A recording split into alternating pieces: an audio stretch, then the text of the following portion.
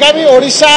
स्वतंत्र प्रदेश गठन 2036 मसीहा बेलू 100 वर्ष पूर्ति अवसर में गोटे सशक्त समृद्ध ओडिशा गठन कर नवीन ओडिशा निर्माण कर विजु छात्र जनता दल जो गुरुत्वपूर्ण भूमिका रही 2024 मसीह तार भित्तिप्रस्तर स्थापन होगा जाऊँगी जो भाव विभिन्न छात्र मानकर विभिन्न जनकल्याणकारी कार्यक्रम माध्यम छात्र मानक आर्थिक सहायता प्रदान करा जाउची नुआ हो स्कॉलरशिप कथा हो मैजिक कार्ड कथा हो 15% संरक्षण कथा हो हाई स्कूल एवं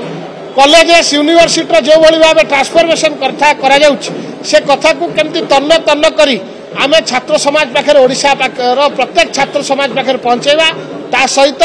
समस्त ब्लॉक कर्मकर्ता पंचायत सभापति पंचायत कर्मकर्ता सामाजिक गणमाध्यम केमती गोटे गुरुत्वपूर्ण भूमिका निर्वाह करेंगे आगामी आज शपथ नहीं केमिति ओडिशार प्रिय मुख्यमंत्री नवीन पट्टनायक को समग्र भारत वर्षर दीर्घतम मुख्यमंत्री भाव ओडिशावासी सेवा करने से जो रेकर्ड करने को जाउछंती सेतरे तांकर गोटे इंपोर्टेंट रोल रहिबो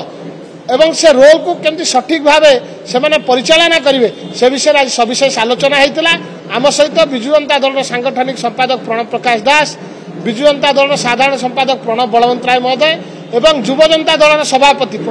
डॉक्टर व्योमकेश राय महोदय तांकर बहुमूल्य मतामत दे छात्र माने आगामी दिन में नवीन ओडिशा गठन करिवारे केमिति गोटे तांकर उचित भूमिका तांकर रोल कैंपेन रे तांकर कोन